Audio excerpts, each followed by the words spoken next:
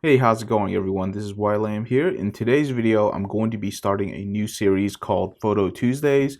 This is where I discuss articles that I read on the internet, much like the rest of you, but it's not going to be gear related because there's already too much talk about gear on the internet. Instead, we're going to be talking about stories that I can kind of give you my personal experiences, and hopefully in the comments below, you will share your experiences. So there is a couple of articles that I do want to discuss this week, so let's go ahead and get right into them. The first one comes from FStoppers, and the article is 4 tips for getting through your first paying job. They do give some good advice there, and I definitely think it's worth a read if you're starting off your career right now. But one of them that I want to talk about is charging less than it's worth. And I feel like they should have rephrased this a little bit, because when you go into it, they talk about charging less but over delivering. And I feel like for this particular tip or this advice, it really should be rephrased as always over deliver, because that's always what I've tried to do, and I always think that that is actually a more successful strategy for pretty much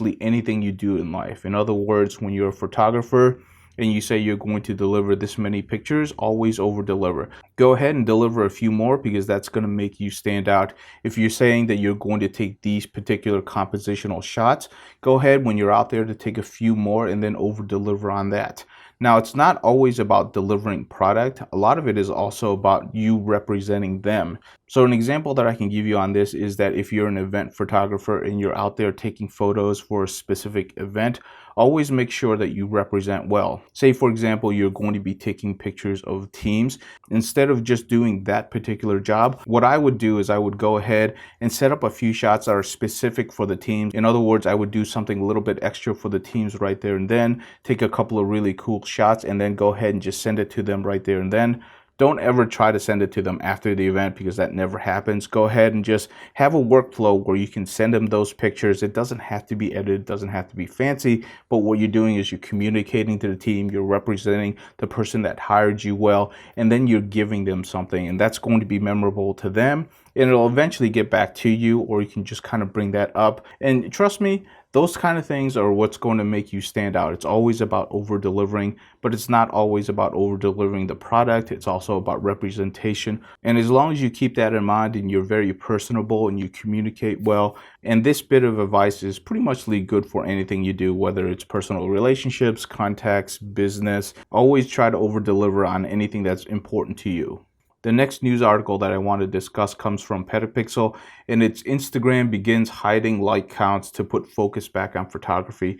And this is something that I find really interesting, because we kind of get caught up in the grind of other people liking your stuff so that it rates better, or it's better in the charts so that more people see it. And we lose track of the fact that the reason why we post these things onto our social media accounts is because we love photography and we want to share what we love with other people. Instead, it's become this grind of trying to get bigger and better, and we lose track of what we really love to do. And it's something that I've kind of struggled with on Instagram, because I've actually tried twice now to start an Instagram account and keep focused on it. But to be honest with you, Instagram has never been my thing, because it's such a hard grind to actually get traction, much like it is for creating content on YouTube, that I just can't devote the energy that's really needed to get my account some traction. So I kind of have left Instagram and social media of that sort alone, instead of actually trying something else. And I'll get into that in the next part. I actually kind of like this idea. I kind of like the fact that Instagram's trying to get back to its roots. They're really focusing in on the pictures and the photography, and just getting people to enjoy posting pictures and getting people to actually just look at photography. I would love to hear your opinions on this, especially people who try really hard on Instagram. I personally don't have an account right now because I just don't have that focus in my life right now. But for anybody who does, definitely share your opinions on what you think about this, because it is rather interesting. And I would love to hear people's opinions that are really tracking Instagram and posting content there on a daily basis. The last discussion point that I want to bring up, and it's to answer a question a lot of people have asked, which is where you post your pictures on the internet. And it's actually to a place that a lot of people don't think about, but I actually really love posting here, because I feel like I'm actually helping a community out. I feel like my photography is actually useful. So this is actually where I post my pictures nowadays, which is to Google Maps, and to do reviews wherever I take my photography. So as you can see right here, a A lot of the bourbon facilities that I've been visiting in 2018 as I was testing out gear, I actually post all those pictures out on the internet here, and what you can see is that all these points are plotted, which means these are places that I've visited. So it's kind of cool. It's kind of like a modern day version of where have you visited, and I really enjoy doing stuff like that. If I scroll out a little bit right here and I move over to the other side, you can see when I go to Las Vegas, this is kind of where I've been in Las Vegas.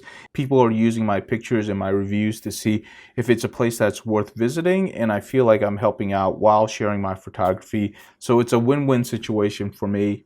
I really don't think Google Maps is a great place to kind of promote your photography, but for me, it's just about sharing my photography and just having a place out there for it.